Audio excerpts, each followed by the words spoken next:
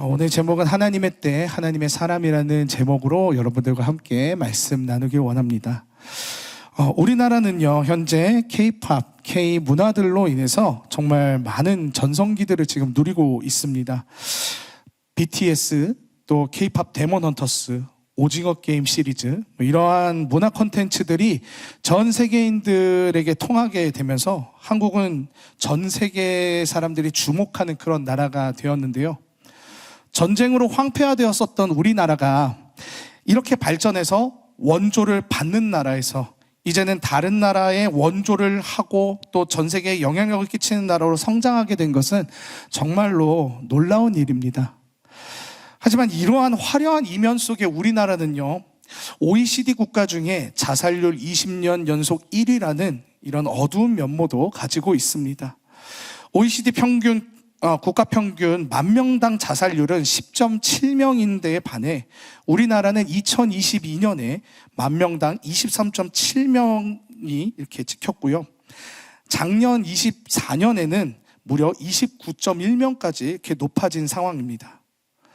분명 우리 삶이 이전보다 더 부유하고 더 편리해졌고 전 세계적으로 위상은 높아졌지만 아직도 많은 사람들이 삶에서 빛을 찾지 못하고 헤매이다가 결국에는 목숨을 끊는 이런 안타까운 상황을 보게 됩니다.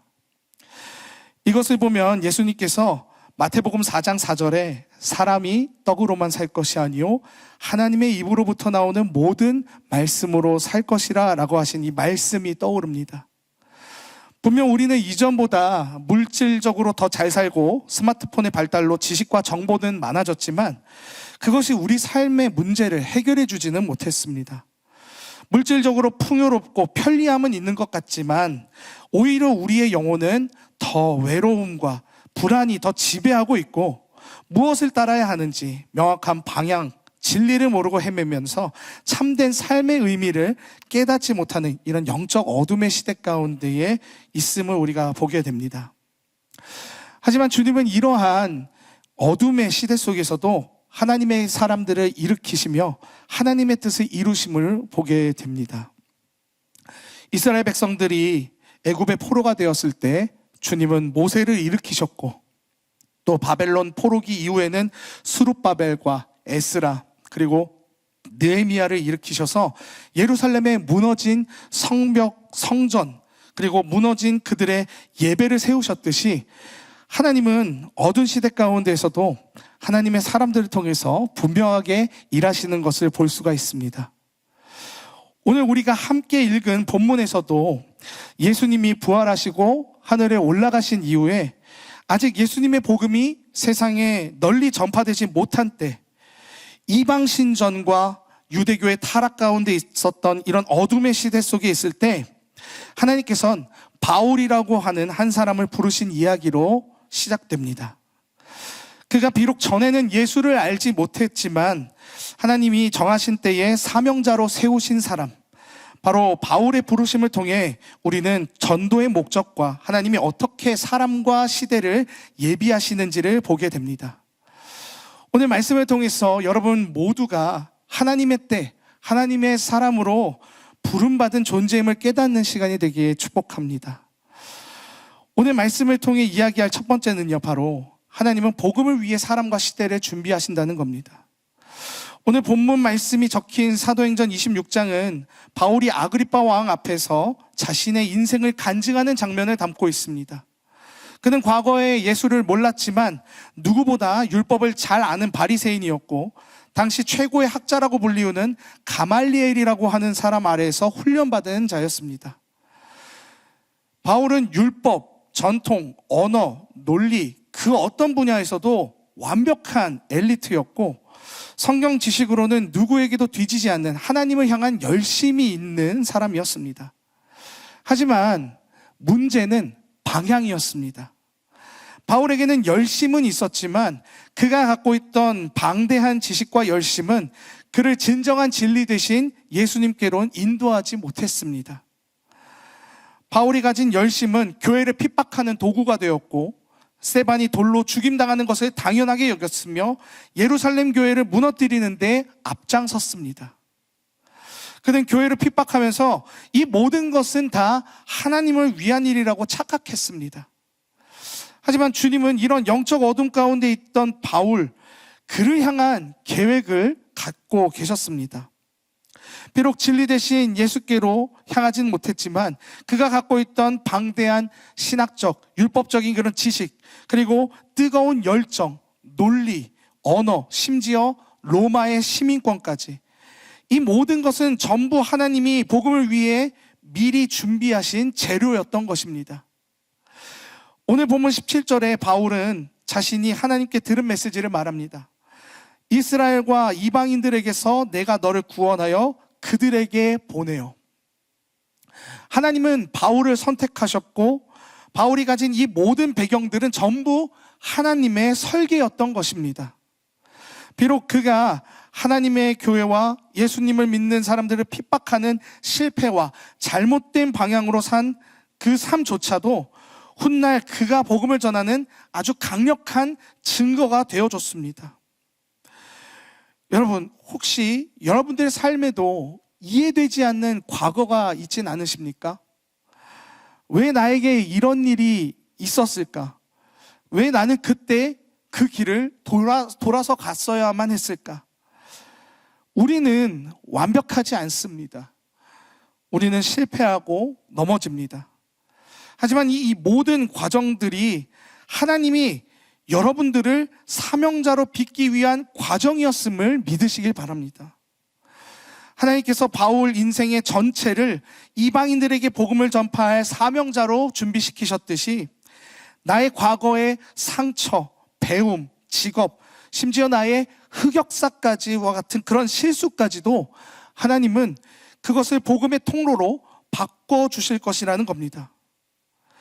여러분이 어떤 상처를 갖고 있던 간에 또 어느 상황에 있건 간에 하나님은 그것을 복음의 통로로 사용하실 것입니다. 여러분들의 그 흑역사가 하나님 나라를 위한 영광의 빛의 역사가 될 것이고 여러분들의 발걸음이 하나님 나라를 위한 한 걸음 한 걸음이 될 줄 믿으시길 바랍니다.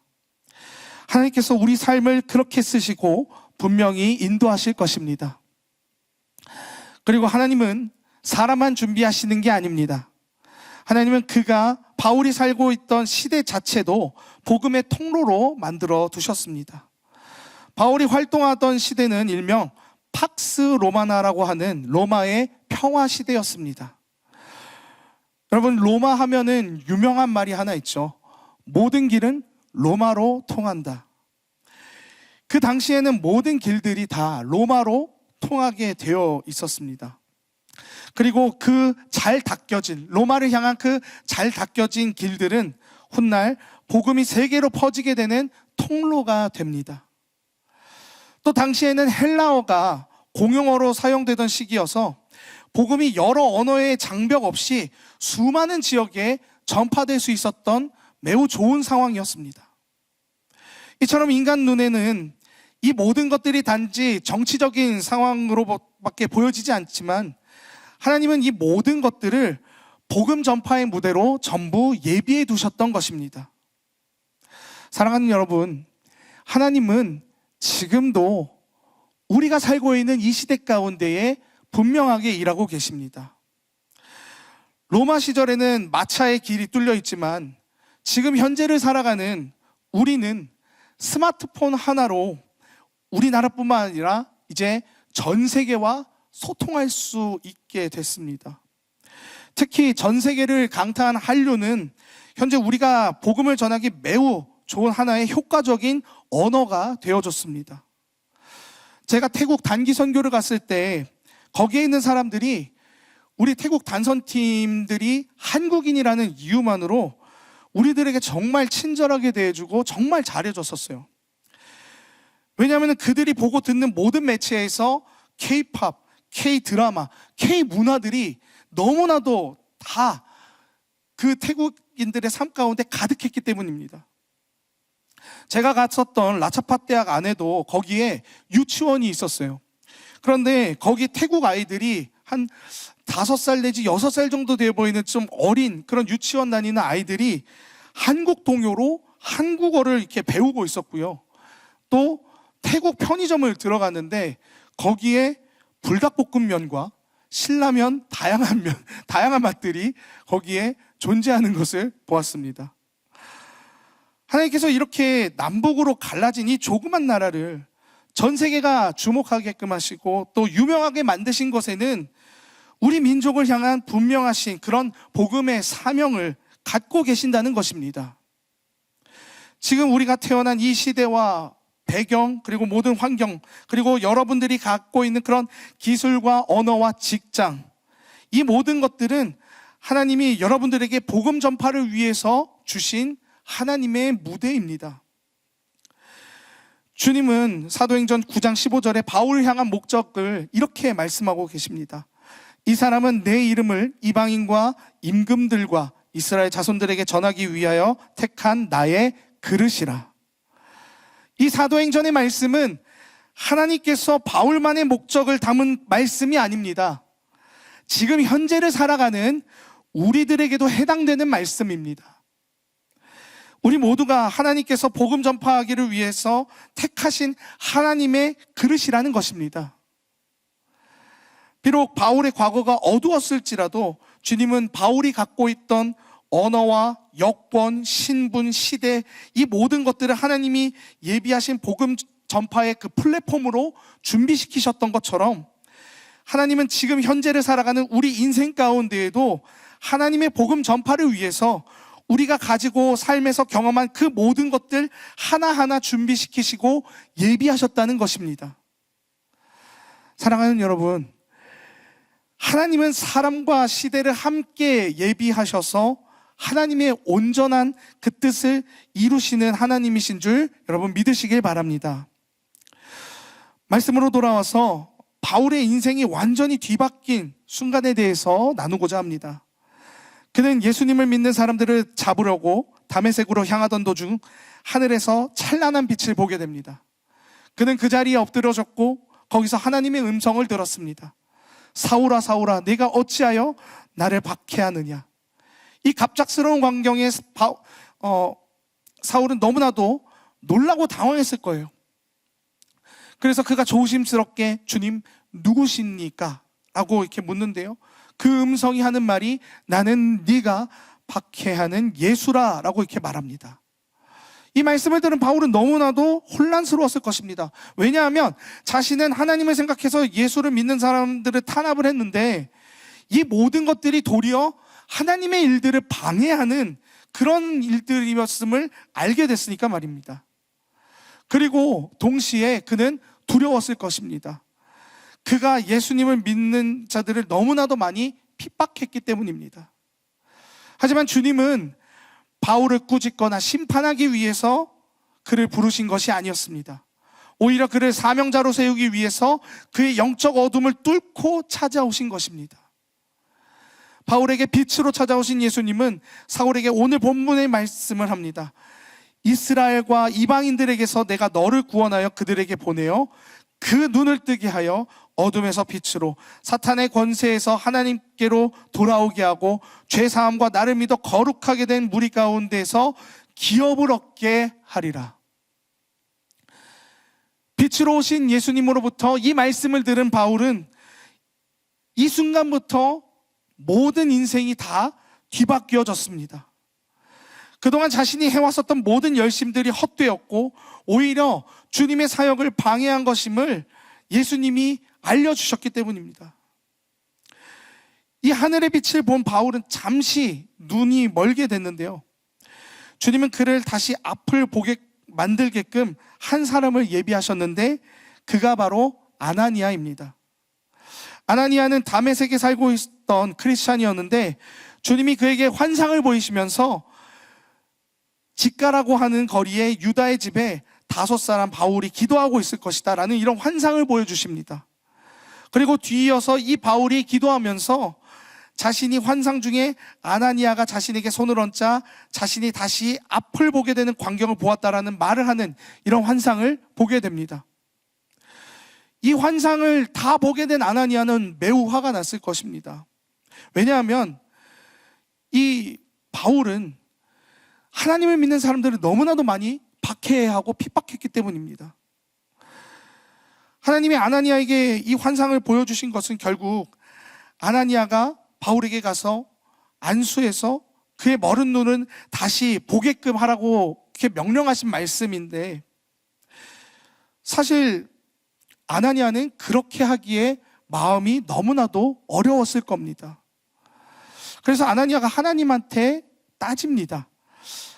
저 사울이 예수님을 믿는 많은 형제자매들을 죽이고 박해했고 심지어 모든 사람을 체포할 수 있는 공문까지 가지고 왔다는데, 주님, 이런 사람을 어떻게 믿고 안수를 하겠습니까? 아나니아가 이렇게 얘기를 하지만 주님은 바울을, 내가 이 사람을 이방인들을 향한 그 하나님의 택하신 그릇이다라고 얘기를 하시면서 아나니아로 하여금 바울에게 이제 안수하게끔 하셔서 이제 다시 눈을 뜨게끔 아나니아에게 명령하시는 것을 보게 됩니다. 아나니아가 정말 쉽지 않은 마음으로 순종했지만 이 아나니아의 순종으로 인해서 기독교는 바울이라고 하는 어마어마한 사역자를 얻을 수 있게 됩니다. 사랑하는 여러분, 이것을 통해서 우리는 오늘 말씀의 두 번째를 볼 수 있습니다. 그것은 바로 주님은 어둠 속의 사람을 빛으로 옮기신다는 것입니다. 바울은 누구보다 뛰어난 지식과 열정을 자랑했지만 그는 잘못된 믿음과 열정에 사로잡혀서 어둠 속에 헤매던 영혼이었습니다. 율법과 지식은 가지고 있었으나 진리는 모르는, 사실상 보지 못하는 맹인과도 같았던 그런 사람이었습니다. 그러나 이런 영적 어둠 가운데 있던 그에게 예수님은 밝은 빛으로 찾아오셔서 그의 영적 어둠을 밝게 비춰주셨습니다. 그가 과거에 예수님을 믿는 사람들을 핍박하던 어두웠던 그런 과거들이 있었으나 주님은 그것에 개의치 않으시고 그를 사명자로 세워주십니다. 우리의 삶도 돌아보면 우리도 주님 앞에 너무나도 부끄럽고 어두운 과거들이 많습니다만 주님은 그러한 모든 것들을 개의치 않으시고 우리 예수 그리스도의 십자가로 모든 죄를 용서하셔서 우리를 하나님의 자녀라고 하는 그런 밝은 빛으로 인도하시는 것을 봅니다. 아까 지역 형제가 불렀었던, 우리 모두 앞에서 불렀었던 온 땅의 주인, 거기 가사에 주님이 나를 부르시고 나를 귀하다고 하시잖아요. 이런 어두운 우리를 하나님의 자녀로 삼으시고 나를 귀하다라고 얘기를 하시는 것이 바로 우리 하나님이시라는 겁니다. 또 주님은 이렇게 어둠 속에 있던 우리를 빛의 자녀로 부르셔서 지금도 어둠 가운데 있는 사람들을 건져내라고 말씀하십니다. 바울이 예수님의 밝은 빛을 보고 눈이 멀었을 때 그 눈을 다시 보게끔 일한 사람은 바로 이전에 하나님의 빛의 자녀로 주님께서 건져주신 아나니아였습니다. 주님께서 빛으로 바울을 찾아오셨을 때 하나님은 그의 모든 변화를 다 이루고 완성하지 않으셨습니다. 결국 제일 마지막으로 사람을 통해 일하심으로써 바울의 구원을 완성하시는 것을 볼 수 있습니다. 하나님은 이처럼 하나님의 뜻을 본인이 다 이루시는 게 아니라 사람을 통해 이루어 나가십니다. 출애굽 당시에는 모세를, 약속의 땅에 들어갈 때에는 여호수아를, 영적의 어둠의 시대 때에 그 당시에는 이제 여러 사사들과 선지자들을 보내셔서 하나님의 일들을 알리시고 또 인도하셨습니다. 하나님은 이렇게 하나님의 때에 하나님의 사람들을 예비하시고 준비시키십니다.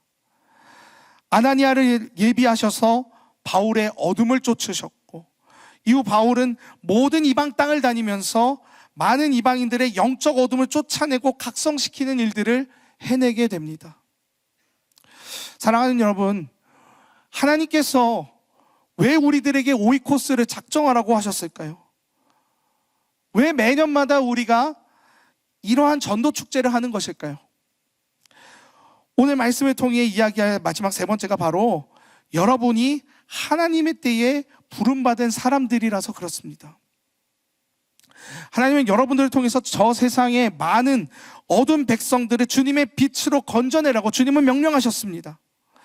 바울처럼, 아나니아처럼 우리 모두가 하나님께서 지금 이 시대에 예비하신 하나님의 사람들이라는 것입니다. 저 세상 가운데에서 진리를 모르고 어두워서 헤매이고 있는 사람들의 영적인 눈을 뜨게끔 하라고 여러분 모두가 주님께서 예비하시고 준비하신 자들이라는 말입니다. 아나니아를 보면 바울에게 가서 그 눈에 안수하는 것에 순종하는 데까지 아나니아는 그동안 자신들을 핍박하던 바울을 향한 그런 증오의 마음을 가라앉혀야만 했을 것입니다. 그리고 또 혹여나 이 모든 것들이 함정일 수 있다는 가능성을 열어두고 자신이 체포될 수 있을 거라는 그런 두려움과 위험을 감수하면서 어렵게 순종했을 것입니다. 우리 상황도 마찬가지일 겁니다. 내가 복음을 전하게 되면 거기서 벌어질 수 있는 수많은 가능성들, 수많은 그런 아직 닥치지 않는 그런 불안한 여러 일들, 이런 일들이 우리 머릿속에 막 시뮬레이션이 될 겁니다. 하지만 아나니아를 통해 역사하셔서 바울의 눈을 뜨게 하신 하나님의 능력이 우리의 모든 발걸음과 입술 가운데 역사하셔서 때를 얻든 못 얻든 간에 하나님은 분명 우리 가운데서 일하실 것입니다. 사랑하는 여러분, 오늘 말씀은 단지 바울 한 사람의 이야기가 아닙니다. 오늘 이 자리에 있는 우리 모두의 이야기입니다. 하나님은 우리의 인생도 그분의 때에 맞게 예비하고 계십니다. 우리의 과거, 환경, 성격, 경험, 심지어 상처까지도 하나님은 복음의 도구로 사용하십니다. 우리의 직장이 복음의 현장일 수 있고 내가 겪는 고난이 누군가를 위로할 수 있는 메시지가 될 수 있습니다. 하나님은 한 사람을 준비하셔서 한 세대를 이루십니다. 그리고 그 사람이 바로 여러분이라는 사실을 반드시 믿으시길 바랍니다. 말씀을 정리하겠습니다. 여러분, 전도의 목적은 단순히 사람을 교회로 데려오는 것이 아닙니다. 전도는 하나님의 때에 하나님의 사람으로 사는 일입니다. 하나님이 예비하신 자리에서 하나님이 주신 그 시간 속에서 주님의 그 뜻을 따라 복음을 전할 때 그곳이 바로 하나님의 역사가 일어나는 현장이 됩니다. 우리는 지금 하나님의 때 그 가운데에 지금 서 있습니다. 그리고 하나님은 오늘 이 자리에 있는 여러분 모두를 하나님의 사람으로 부르고 계십니다. 바울처럼, 아나니아처럼 너를 보내어 그 눈을 뜨게 하라. 바울이 아그리빠 왕에게 간증하여 주님께 들은 그 부르심은 오늘 이 자리에 있는 여러분들의 그 부르심과 연결이 됩니다. 빛을 받은 자는 이제 빛을 전해야 합니다. 아나니아가 빛의 자녀로 건짐을 받아서 바울에게 그 빛을 전했고 바울이 그 빛을 받아 모든 이방 땅에게 복음의 빛을 전파하였듯이 우리 모두 하나님의 사람으로서 이 시대의 어둠을 밝히는 사명자로 감당해 나가는 저와 여러분들에게 간절히 소망하며 함께 찬양하도록 하겠습니다.